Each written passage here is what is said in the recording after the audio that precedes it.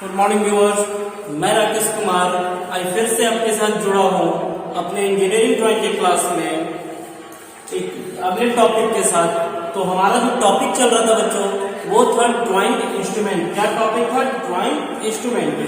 तो drawing instrument के पहला टॉपिक जो पॉइंट था हमारा ड्राइंग बोर्ड के बारे में, जो कि पिछले क्लास में मैंने आपको ड्राइंग बोर्ड के बारे में बताया भी और आपको पीडीएफ भी उपलब्ध करवाया।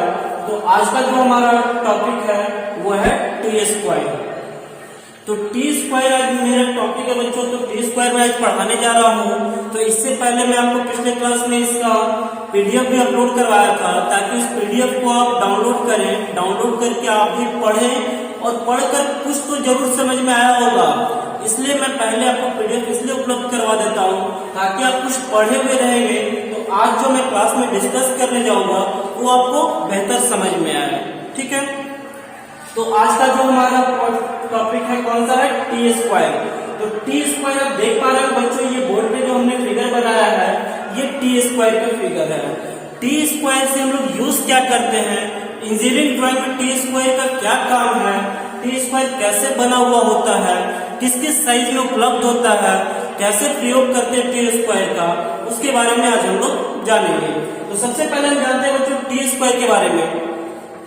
तो टी स्क्वायर जो आप देख रहे होंगे कि अंग्रेजी के कैपिटल लेटर टी के आकार में ये दिखता है ना? अंग्रेजी के कैपिटल लेटर टी के आकार में दिखता है। तो इस उपकरण का हम प्रयोग क्या करते हैं? तो टी स्क्वायर का प्रयोग बच्चों हम ड्राइंग बोर्ड पर जब ड्राइंग शीट को सेट करते हैं तो उस ड्राइंग शीट पर क्षैतिज रेखा अर्थात हॉरिजॉन्टल लाइन, ये आप देख पा रहे होंगे, ये जो है हमारा क्षैतिज रेखा जिसे हम हॉरिजॉन्टल लाइन कहते हैं। तो इस क्षैतिज रेखा को खींचने के लिए ड्राइंग बोर्ड पर लगे सीट पर, ड्राइंग बोर्ड पर जो भी सीट लगा हुआ है उस सीट पर क्षैतिज रेखा खींचने के लिए हम टी स्क्वायर का प्रयोग करते हैं। समझ में आ रहा है कि टी स्क्वायर का उपयोग क्या करते हैं? हॉरिजॉन्टल लाइन खींचने के लिए। कहां पर?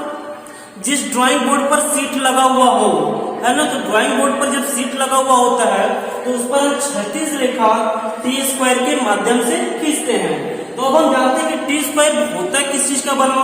तो टी स्क्वायर जो बच्चों होता है ये सागवान की लकड़ी का बना होता है। इसमें दो पार्ट्स होते हैं, एक का नाम होता है हेड और दूसरे का नाम होता है ब्लेड। देख पा रहे हैं आप फिगर में, ये हमने हेड दिखाया है यहाँ पर और ये जो ब्लेड होता है ये हमने यहाँ पर दिखाया ब्लेड।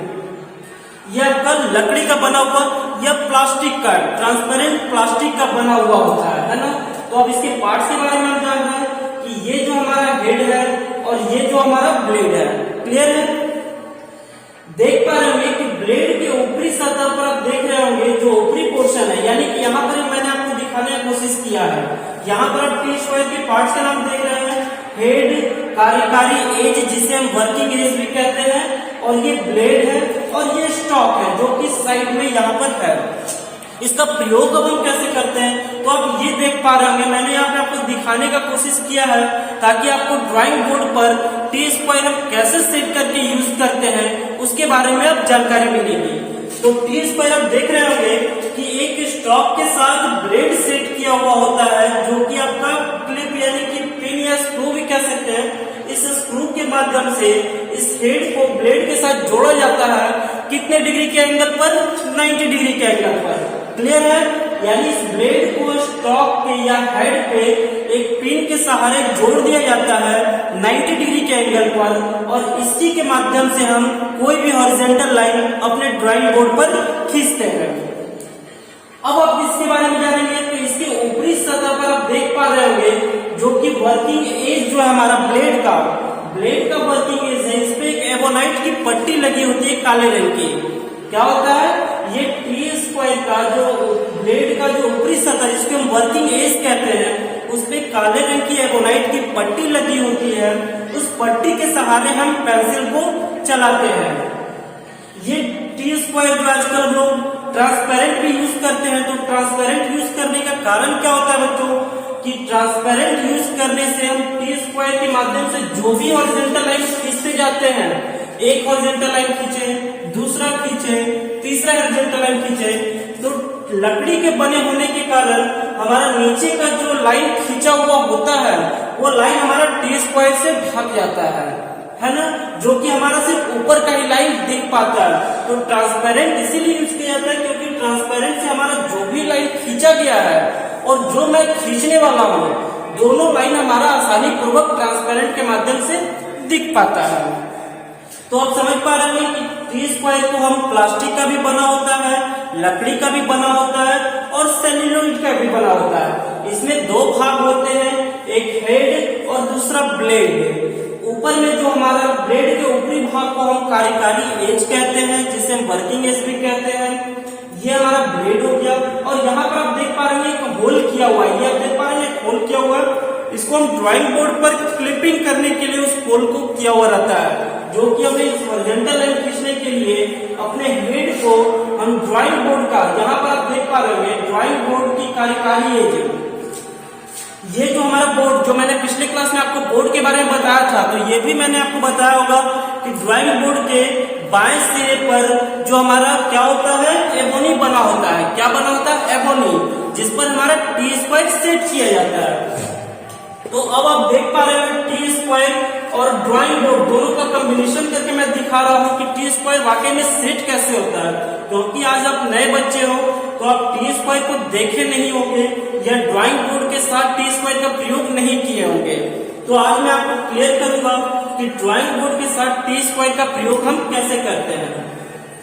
तो ये आप देख पा रहे हैं टी स्क्वायर का जो हेड है, जो कि मैंने यहाँ पे अलग से आपको दिखाया है, इस हेड को क्या करते हैं, ड्राइंग बोर्ड के वर्किंग एज, ड्राइंग बोर्ड का जो हमारा एबोनी लगा हुआ होता है, किस ओर में होता है, ये हमारा ड्राइंग बोर्ड है। ड्राइंग बोर्ड के बाएं सिरे पर आप देख रहे होंगे काले रंग की पट्टी पर एबोनी लगा होता है और उसी एबोनी के सहारे हम क्या करते हैं, टी स्क्वायर को मूव करते हैं। आप पिछले क्लास का वीडियो भी जाके आप देख सकते हैं ड्राइंग बोर्ड का, कि ड्राइंग बोर्ड के बाएं सिरे पर ब्लैक रंग की पट्टी लगी होती है जिसे हम एबोनी के नाम से जानते हैं, और उसी एबोनी पर टी स्क्वायर का हेड को हम सेट करके मूव करते हैं, स्लाइड करते हैं, जो कि आसानी पूर्वक हमारा टी स्क्वायर मूव कर सकता है। तो ये आप देख रहे होंगे कि ये जो हमारा टी स्क्वायर है, ये टी स्क्वायर का जो हेड है, इसे हमने किस पर सेट किया है, बोर्ड की कार्यकारी एज पर, यानी बोर्ड का जो एबोनी का जो भाग होता है बाएं सिरे पर, उस पर हमने टी स्क्वायर का हेड को सेट किया है। और टी स्क्वायर का हेड सेट करने के बाद आप देख पा रहे होंगे कि हम टी स्क्वायर को जितना ऊपर नीचे मूव करेंगे तो ये सिर्फ और सिर्फ हमारा हॉरिजॉन्टल लाइन ही खींच पाएंगे हम, है ना। तो टी स्क्वायर के माध्यम से हम कौन सा लाइन खींचते हैं, हॉरिजॉन्टल लाइन, जो कि आप देख पा रहे हैं कि यहाँ मैंने दोनों सेट करके रखा हुआ है। ये जो हमारा बोर्ड है और ये हमारा टी स्क्वायर है, क्लियर है।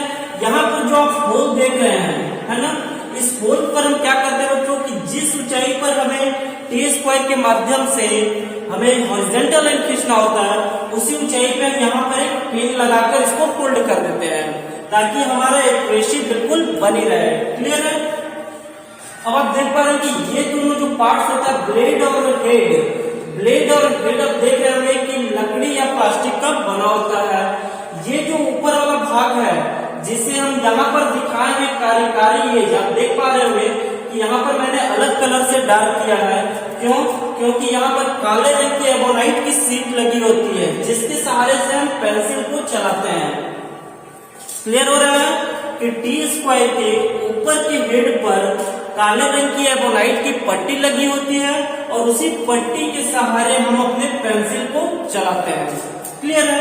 तो अब आप जाने कि टी स्क्वायर होता क्या है, टी स्क्वायर में कितने पार्ट्स होते हैं, कौन सा कार्यकारी एज कहलाता है, कौन सा हेड कहलाता है, किस किस मटेरियल का टी स्क्वायर बना होता है, प्लास्टिक का भी होता है, लकड़ी का भी बना हुआ होता है और वो आपका सेल्यूलोइड का होता है। तो लकड़ी में कौन सी लकड़ी, तो ये सागवान की लकड़ी की बनी हुई होती है, ठीक है।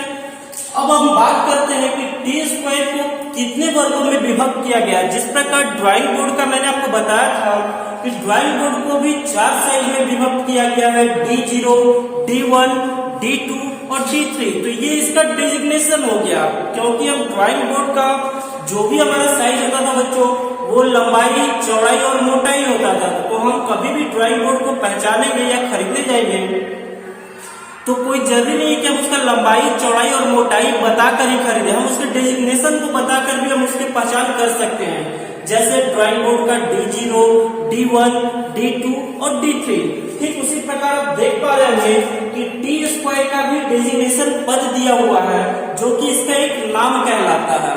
हर एक साइज का कुछ ना कुछ नाम होता है, जिसे हम T0, T1, T2 और T3 के नाम से जानते हैं। तो अब आप देख पा रहे हैं कि टी स्क्वायर के बारे में आपने जाना कि टी स्क्वायर क्या क्या पार्ट्स होते हैं, कौन कौन सा यूज पार्ट्स किया जाता है, किस प्रकार से टी स्क्वायर का यूज करते हैं ड्राइंग बोर्ड पर, कौन सा लाइन खींचा जाता है टी स्क्वायर से। तो अब हम चलते हैं टी स्क्वायर को कितने वर्गों में विभक्त किया गया उसके बारे में जानने के लिए। तो यहाँ पर देख रहे जिस प्रकार टी स्क्वायर अंग्रेजी के कैपिटल लेटर टी के आकार में दिखता है, इसका डेजिग्नेशन भी ठीक उसी नाम से दिया होता है, T0, T1, T2 और T3। तो T0 का साइज जो होता है हमारा बच्चों वो होता है 1500 मिलीमीटर। जो भी आप देखेंगे साइज वो हमारा मिलीमीटर में होगा। T1 का साइज होगा 1000 मिलीमीटर, T2 का साइज होगा 750 मिलीमीटर और T3 का साइज होगा 500 मिलीमीटर। देख पा रहे हैं, इसे आप नोट्स भी कर रहे हैं, ठीक है। अपने कॉपी पे इस ड्राइंग का फिगर बनाकर इसे आप नोट कर लें, ताकि आप कभी भी इस नोट को पलट कर देखें या फिर वीडियो को आप रिवाइज करके देखें तो आपका जो भी है वो सारा क्लियर हो जाए।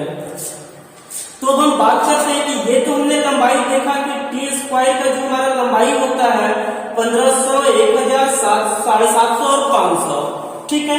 लेकिन ये लंबाई कहां से कहां तक की दूरी की कहते हैं उस चीज के बारे में हम जानेंगे। तो आप देख पा रहे हैं कि ये पॉइंट जो हेड आप देख रहे हैं और ये ब्लेड है।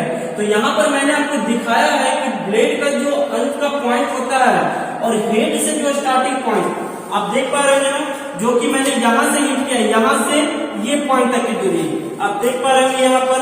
तो ब्लेड की लंबाई हम हेड से लेकर ब्लेड के एंड छोर तक, एंड पॉइंट तक हम लेते हैं। समझ में आ रहा है कि ब्लेड की लंबाई कहां से कहां तक मापी जाती है। अपना जो 1500, 1000, 750 और 500 mm का जो ब्लेड दिखाया गया है वो ब्लेड की लंबाई को मापते कहां से कहां तक, तो हेड के स्टार्टिंग पॉइंट से ब्लेड के एंड पॉइंट तक का हम टी स्क्वायर का माप लेते हैं, है ना।